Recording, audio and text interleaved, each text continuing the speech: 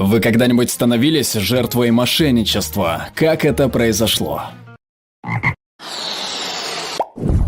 Это была не я, а клиент сети магазинов Best Buy. Покупатель пришел в салон и попросил вызвать менеджера, чтобы получить телевизор, который он заказал. Он просил позвать менеджера по имени Тэмми, но у нас не работал никто с таким именем. Номер его заказа в нашей системе тоже отсутствовал. Я попросила его рассказать обо всем подробнее. Покупатель ответил, что в Craigslist, американский аналог Авито, наткнулся на объявление о распродаже телевизоров по фантастически низким ценам. Девушка, которая ответила на его звонок, сказала, что она менеджер нашего магазина. Она поручила ему произвести оплату, купив подарочную карту определенного номинала, а затем отправить ей фото обратной стороны карты. Мужчина сделал это, потом эта девушка сказала, что он может прийти в наш магазин и забрать телевизор. Понятное дело, никакой телевизор его не ждал. Он потребовал позвать настоящего менеджера, которая деликатно сообщила ему, что его развели.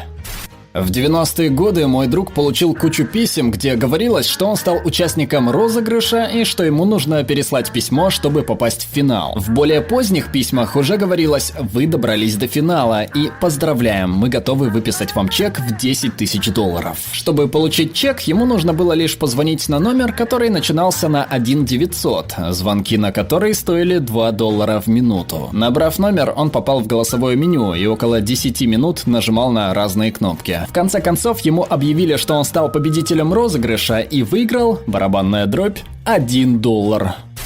Кто-то однажды попытался расплатиться моей кредитной картой за поездку, которую бронировал через сайт туроператора. Мне позвонили из банка, где я брал кредитку, и вот какой у нас состоялся разговор. Банк: здравствуйте, мистер, моя фамилия. Мы заметили, что цена тура в Канкун, который вы пытались забронировать, слегка превышает лимит вашей карты. Мы решили увеличить ваш лимит, чтобы у вас не было проблем с оплатой тура. Я не бронировал тур онлайн. Вы не могли бы объяснить подробнее? Замечу, что я специально поддерживал кредитный лимит низким, потому что знал, что если бы у меня был больший лимит, я бы тратил больше денег. Банк звонил мне 5-10 раз, предлагая увеличить лимит. Банк: должно быть здесь какая-то ошибка. Вы уверены, что не пытались забронировать тур? Я: да, уверен. Банк: в таком случае, желаете ли вы зарегистрировать заявку о попытке взлома вашей карты? Я: да, пожалуйста. Банк: не помню деталей этой части разговора. Что ж, приносим вам свои извинения. Могу я помочь вам чем-либо еще? Я: да, я бы хотел отказаться от вашей кредитной карты. Вместо того, чтобы поднять тревогу из-за покупки, цена которой превышала лимит карты, и позвонить мне, чтобы расспросить о транзакции, они увеличили лимит карты без моего согласия и позвонили мне только чтобы обрадовать этой новостью.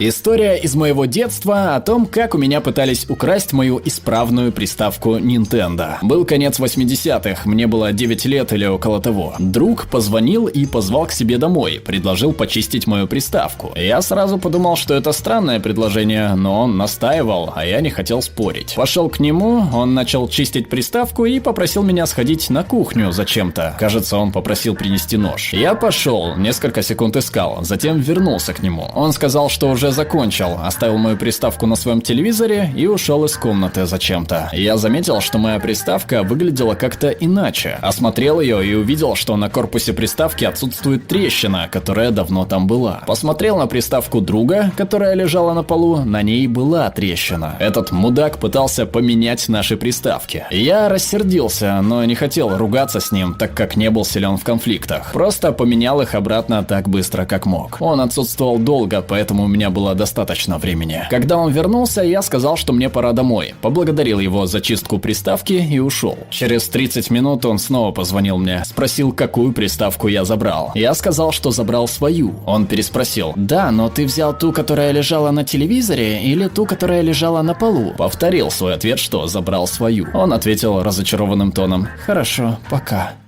В общем, я был в отпуске, мой телефон был выключен. Мы с женой попросили мою сестру пожить в нашем доме, и на наш домашний телефон позвонили мошенники. Они сказали, что меня вот-вот арестуют, но если я заплачу им вроде $900, они закроют дело, иначе меня арестуют и отправят за решетку на следующий же день. Она пыталась дозвониться до меня, но я не отвечал. Уезжая, я оставил ей одну из моих карт, чтобы она покупала себе продукты, так как она делала нам одолжение. Она расплатилась деньгами с этой карты, так как как думала, что все это правда, потому что знала, что я не святой. Этот обман действительно звучал правдоподобно, а в те времена основные тактики мошенников еще не были широко известны. Я очень разозлился, когда зашел в личный кабинет карты и увидел, что пропала крупная сумма. Это было еще до возвращения из отпуска. Хуже всего то, что меня, видимо, включили в какой-то список ложков, и теперь мошенники звонят мне очень часто. Молодой парень в рубашке и галстуке подошел ко мне на заправке. Он попросил у меня несколько баксов на бензин, потому что собирался поехать на собеседование. Сказал, что несколько месяцев сидел без работы и нашел работу мечты. Я дал ему денег на полный бак и пожелал удачи на собеседовании. Следующие 3 месяца я видел его на этой заправке примерно дважды в неделю. Он всегда был в рубашке и галстуке, подходил к другим клиентам и заговаривал с ними. В конце концов, через несколько месяцев после первой встречи он попытался развести меня еще раз. Я напомнил, что он уже надул меня один раз, и спросил, не придумал ли он себе новую историю. Он ответил, что может рассказать, что его бабушка умирает в другом конце города, и он хочет успеть попрощаться с ней. Или что он забыл свой бумажник на работе, потому что очень торопился в школу, откуда ему позвонили и сказали, что его дочь заболела и у нее бесконечная рвота. Он замолчал, а потом сказал: «Прости, дружище», сел в свою машину и уехал. Я больше не видел его, но думаю, что он просто начал ошиваться на другой заправке. Однажды я проснулась и увидела, что с моей карты 10 раз сняли по $100 за какую-то мобильную игру. У меня не было этой игры, никогда в нее вообще не играла. Они исчерпали лимит моей карты, и я осталась должна банку $600. Как-то раз заехал на заправку, я живу в Нью-Йорке. Через 3 часа получил уведомление о том, что я превысил кредитный лимит моей карты. Кто-то 25 раз заплатил по $60 за игру на Xbox. Транзакции проводились в Калифорнии и Неваде. Гребаный пи***ц. Вероятно, вы стали жертвой скимминга. Это не такое серьезное мошенничество, но все же. Когда я была 18-летней студенткой и собиралась ехать домой на электричке, ко мне подошла приятная женщина с ребенком в коляске. Сказала, что у нее украли кошелек и что у нее не хватает на билет домой, и попросила помочь ей немного. Типичная уловка, но я почему-то купилась и дала денег на 1 билет. Дала бы и больше, но у меня больше не было с собой денег, даже испытала неловкость из-за этого. На следующий день я увидела ее в том же самом месте. Она кормила прохожих все той же историей. Когда мне было 11 лет, моя любимая звезда канала Disney твитнула ссылку на тест IQ. Чтобы увидеть результат и сравнить с ее, нужно было ввести данные кредитной карты. И я ввела данные карты моих родителей. Естественно, аккаунт звезды был взломан, ссылку разместили мошенники. Мне пришлось извиниться перед родителями за то, что потеряла деньги с их карты. Они не обрадовались. Попался на крючок мошенника на eBay, рейтинг которого был 99%. Купил у него PS4 за $550 в 2014 или 2013 году, когда он только вышел. Срок доставки прошел, но я так ничего и не получил. Начал проверять его аккаунт и увидел, что он продал кучу товаров по цене меньше $1 и накрутил свой рейтинг, после чего провернул свою аферу. Благодаря политике защиты покупателей, которую придерживается eBay, я смог вернуть деньги, но все равно больше ничего не покупал на eBay. Афера из разряда «старая техника из фургона», но жертвой стал не я, а мой друг. Мы учились в старших классах и шли по торговому центру, когда к нам подошли 2 парня постарше и предложили купить у них колонки. Сказали, что работают на складе, и им по ошибке доставили лишнюю коробку. Показали нам рекламный флаер, где было написано, что колонки стоят $3500. У друга слюнки потекли, и он начал торговаться. У меня было какое-то предчувствие, но я был молод и наивен. Мы сходили в банк, друг отдал им $500 и получил колонки. Когда мы открыли коробку, я сразу понял, что это лишь дешевая подделка. Но друг был очень рад, и на самом деле звук не был совсем ужасным. Прошло 20 лет, но я готов поспорить, что друг до сих пор думает, что это оригинальные колонки. Я заплатила более $300 за билеты на матч Никсов в Мэдисон Сквер Гарден, которые нашла через объявление в интернете. Я тупая, сама знаю. Оказалось, что билеты поддельные. Я так разозлилась, что пошла в полицейский участок и написала заявление. Коп сказал, что они постоянно арестовывают мошенников, продающих поддельные билеты, и что он может арестовать и моего мошенника, если мы подстроим еще одну покупку. На следующий день я позвонила этому парню с другого номера и договорилась о встрече с ним. Коп пошел со мной в штатском, а я притворилась его девушкой. Мошенник продал нам билеты рядом с магазином Dylan's Candy Bar. Там его и взяли. Было весело. Отдал свой пароль от Diablo 2 парню, который обещал мне каким-то образом проапгрейдить мое снаряжение. Это произошло в openbattle.net, потому что интернет тогда еще не был так распространен, а я хотел получить персонажа, в которого я постоянно играл оффлайн. Я не знал, что и в openbattle.net можно легко взломать и продублировать игрока. Легкомысленно дал ему свой пароль. Он попросил меня не заходить в игру 5 минут, после чего я залогинился и увидел, что мой чемпион, в которого я вложил столько усилий, пытаясь понять его особенности, просто исчез. Тот парень создал нового персонажа, которого назвал «Лол, ты сука тупой». В панике я сразу разлогинился. Я весь трясся и очень долго переваривал то, что произошло. Мне было так стыдно, что я не рассказал об этом никому. Даже маме, хотя она поняла, что произошло что-то неладное, потому что я убежал от компьютера, в который мне позволяли играть не так часто. Мне было 19 лет, я искала работу в Craigslist. Увидела объявление о наборе авиадиспетчеров. Было сказано, что нужно пройти тест на профпригодность. Тех, кто его пройдет, должны были взять на оплачиваемую государством стажировку. Афера была блестяще организована. Тест был организован в банкетном зале отеля. За право пройти его нужно было заплатить $200. Я заплатила при входе, и меня отправили в зал, предупредив, чтобы я ни с кем не разговаривала. Нам дали настоящий тест и попросили решить его как можно раньше, а потом уйти. Перед началом теста нас предупредили, что только 10% соискателей попадут на стажировку. Тест сдавало около 100 человек. Мошенники заработали около $20 тысяч на скорую руку. Обязательно подпишитесь на наш канал, чтобы не пропустить новые суперинтересные обсуждения. Ну а пока предлагаем посмотреть другие наши видео.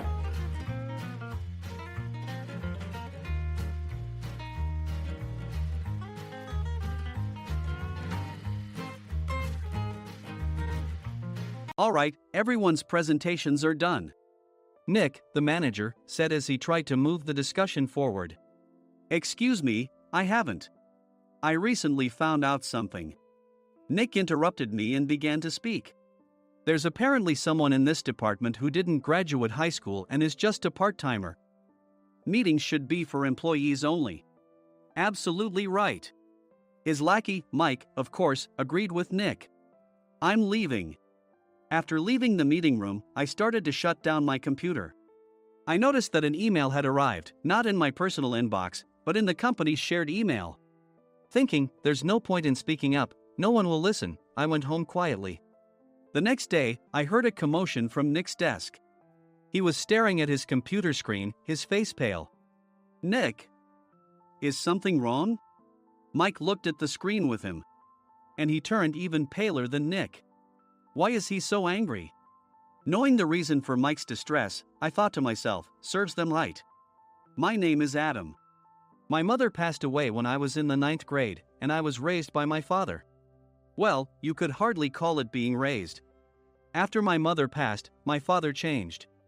He drowned his sorrows in alcohol, and though he still went to work, he squandered our living expenses on horse racing.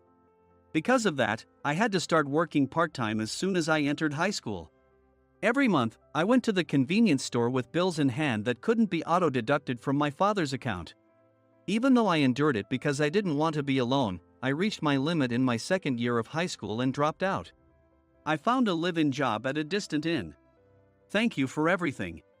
The day I left home, my father, still staring at the TV, spoke. Take care. That was our last conversation. Back then, 18 wasn't the age of majority, so I needed my father's permission to work, and I couldn't hide my place of employment. Yet, my father never visited me even once. I kept working just to survive, and before I knew it, I was 42. Years of hard work paid off, and I was transferred to the headquarters. I was thrilled to be recognized by the company, as I thought I'd be working in the field until retirement due to my lack of formal education. Listen up. Our work can change the future of our employees. Don't drag us down. On my first day after the transfer, Nick, dressed in an expensive suit, spoke sternly. There was a reason for this. Our inn was located in a prominent tourist destination, known so well that everyone in the state could sing its commercial jingle. At its peak, we had 5 locations within the state. But that was long ago.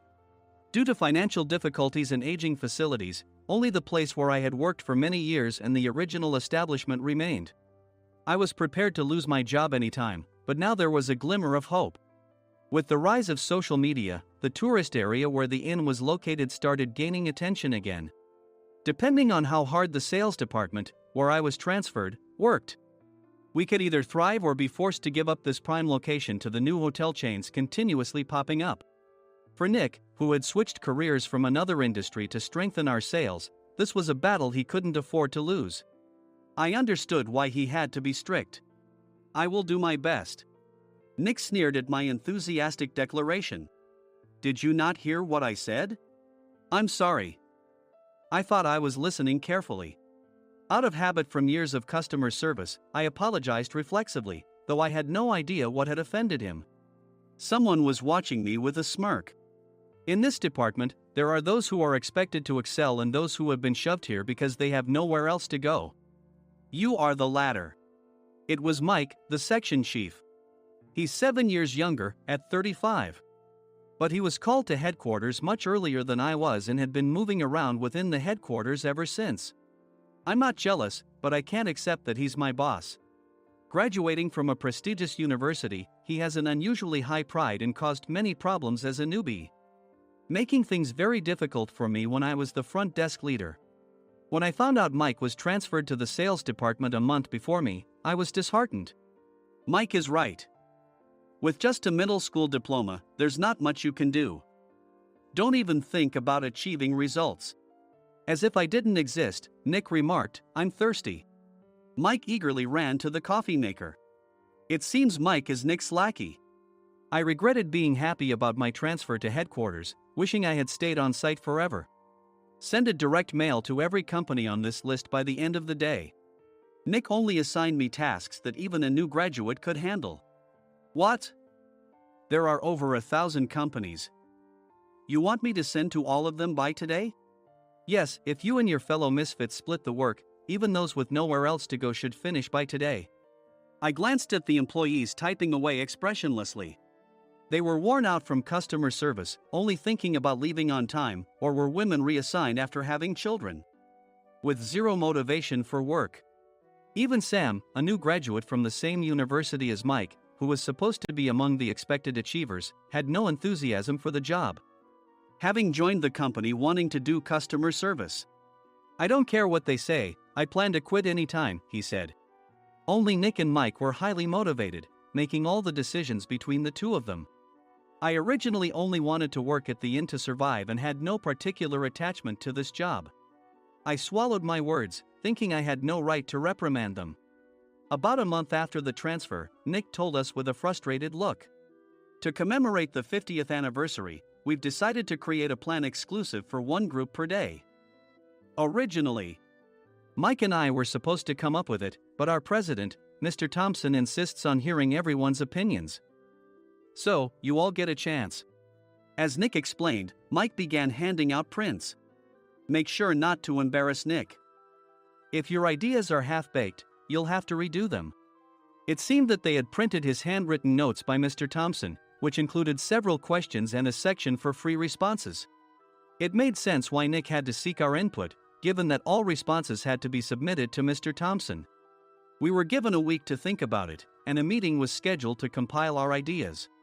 My plan is to let guests enjoy both the old and modern America. Nick began the presentations.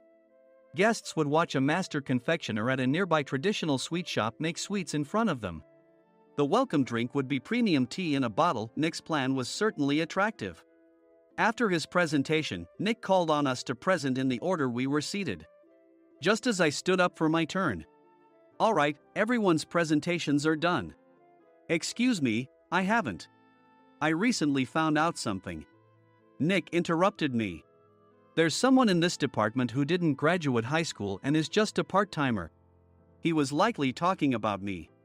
I joined the company as a part-timer and was made a full-time employee when I turned 20. That was 20 years ago, so Nick and Mike probably had no chance to know until recently. Meetings should be for employees only. Absolutely right. After that, Nick kept creating opportunities to solicit everyone's opinions, purposefully excluding me from speaking. The meeting unexpectedly heated up and went past the scheduled end time. A few people asked to leave, and the discussion continued with the remaining few. "Still here?" Normally, you'd leave in that situation. Though I had no attachment to the job initially, hearing kind words from customers made me want to make them happier. For someone like me, with nowhere to go, the inn was my home and customer service was my life. I felt pathetic about my current self. I'm leaving. I left the conference room and started shutting down my computer.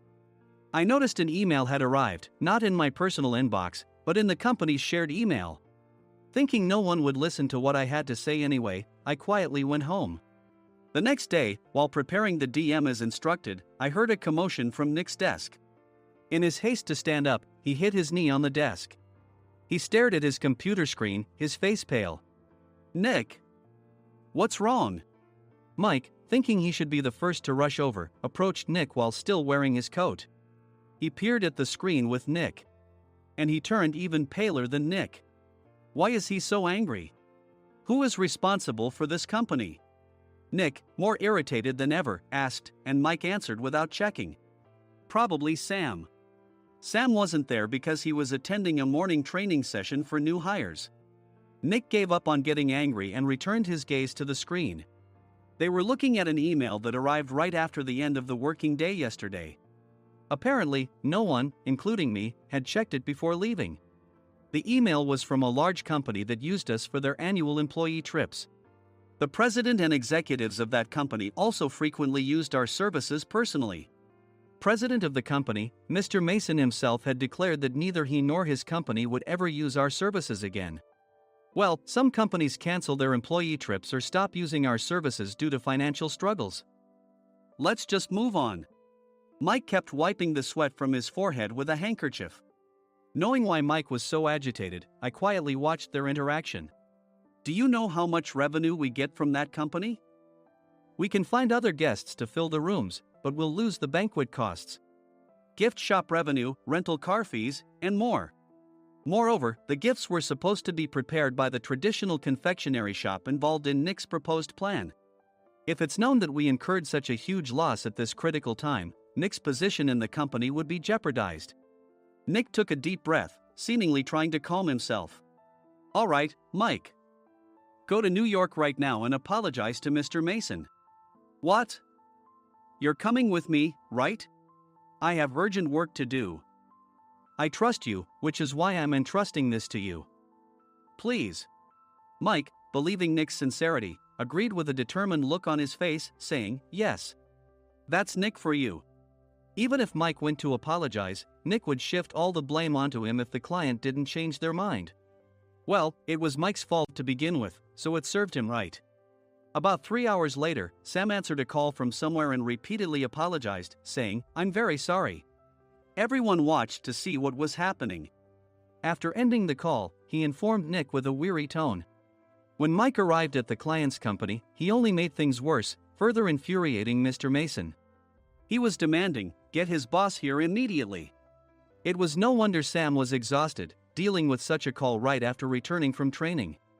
What is that idiot doing? All right, Adam, you're coming with me. If sacrificing Mike didn't work, then I must be next. Normally, I'd want to refuse at all costs, but I saw an opportunity in this situation. If I can be of assistance, I'd be happy to join you. I obediently followed Nick, and we flew to New York. When we introduced ourselves at the reception, it became clear how serious the situation was, as the receptionist personally escorted us to the president's office. Angry voices leaked through the door, making both Nick and me uneasy. Excuse me. I'm Nick, the supervisor. I understand my subordinate has caused you trouble, and I deeply apologize. Nick, with his experience in the corporate world, knew enough to offer an apology before excuses. However, his customer service skills left much to be desired. I sighed as I saw Mike trembling like a small dog in the corner of the room. What kind of training are you giving your subordinates? Mr. Mason glared at Nick with a red face.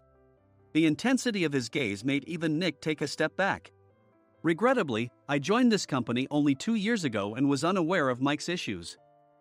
I should have identified his shortcomings sooner. Indeed. I should have realized sooner.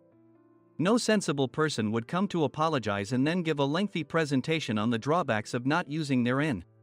Nick froze, his mouth slightly open. Suspecting the worst, I picked up the documents that had fallen to the floor. It seemed Mike hastily prepared these documents on the plane, listing the disadvantages. Disadvantage 1: if you change the venue for the company trip, employees might suspect it's for cost-cutting reasons, leading to a negative impression. Reading it aloud half-jokingly, Nick snatched the papers from my hand and checked the contents with a furious expression.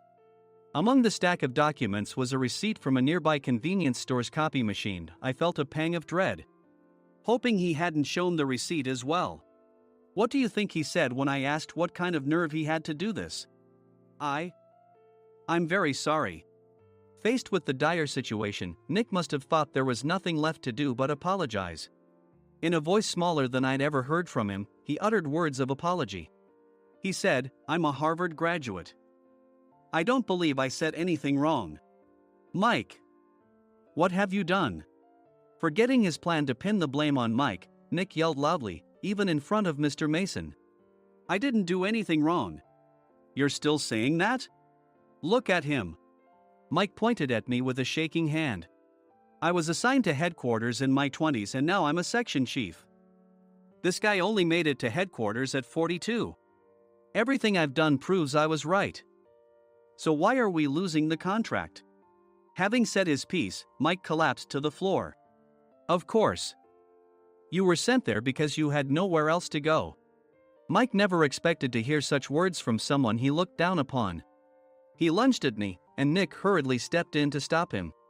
"Mr. Thompson told me Mike is a quick thinker, and to take good care of him."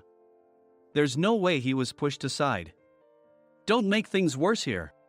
"He didn't say quick thinker, he said only quick-witted, didn't he?" I don't remember that part." I recalled the many troubles Mike caused when he was a newbie. When Mike was on the front line, his pride was so high that he never apologized to customers. Customer service, especially in our job, doesn't work alone. It brings both good and bad situations. If the front staff or housekeepers made mistakes, or the cleaning company didn't properly clean a room, one had to apologize to the customers regardless of personal fault. Mike, in such situations, would never apologize, insisting he wasn't at fault. This often angered customers, and as the front desk leader, I frequently had to apologize on his behalf. He caused complaints and disrupted operations, which is why he was quickly moved to headquarters. In departments where he didn't interact directly with customers, his quick thinking was beneficial and things went well. But it seemed his flaws were starting to show. Corporate reservations are supposed to be entered into the system by the sales representative. But a quick check yesterday revealed that more than 10 items were missing from the client's reservation. The handover document clearly stated what needed to be prepared. Why didn't you enter it into the system? Why do we have to give them special treatment? Filling rooms near the banquet hall, setting up all the food in advance. Specifying the brand of wine, they're too demanding. No wonder he always angered customers, I thought, feeling a headache coming on. Grouping them in rooms near the banquet hall is for our benefit too. It makes it easier for the staff to set up beds and serve breakfast since everyone's schedule is synchronized.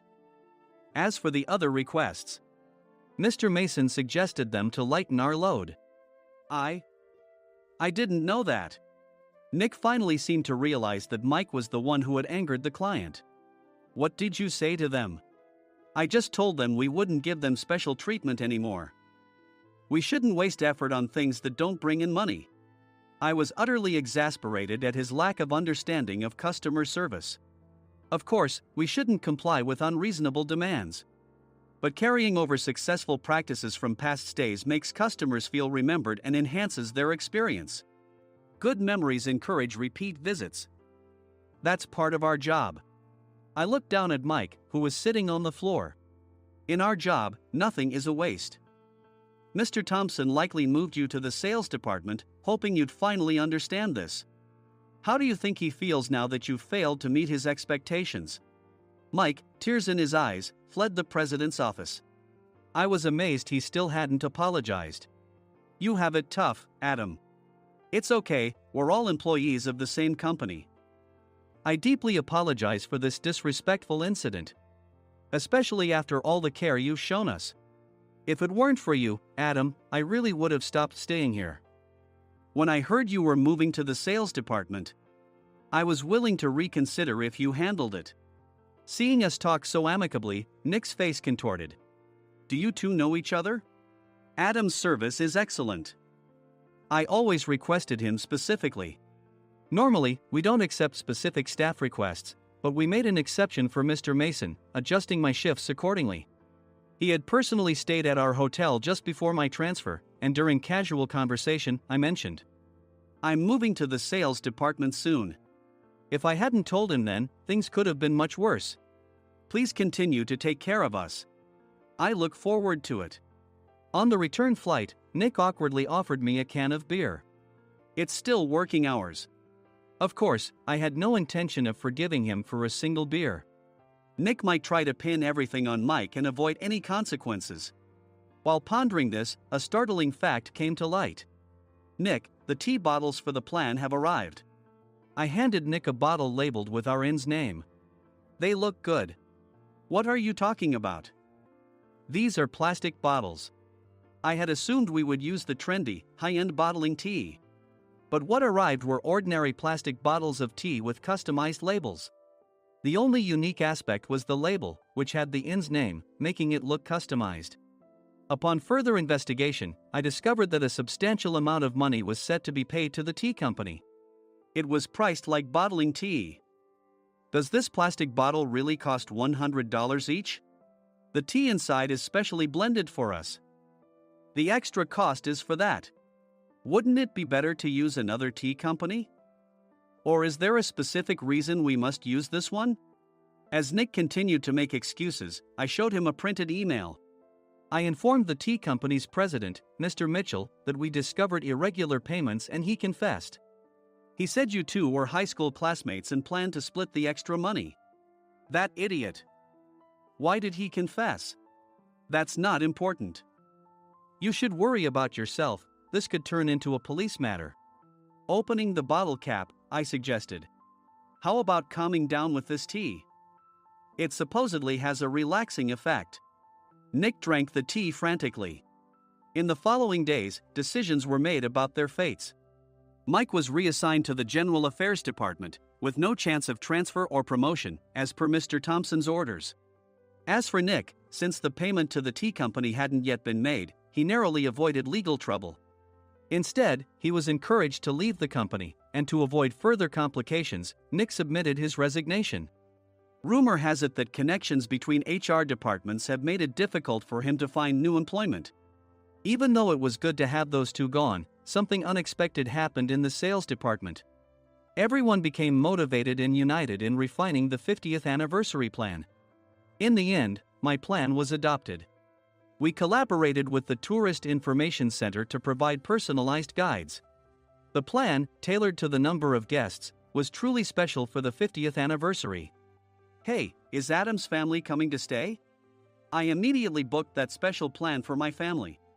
Sam noticed it on the reservation list and quickly picked up on it. Yes, I'm inviting my father. That's great. I might invite my parents too. I lacked the courage to face my father just as Adam.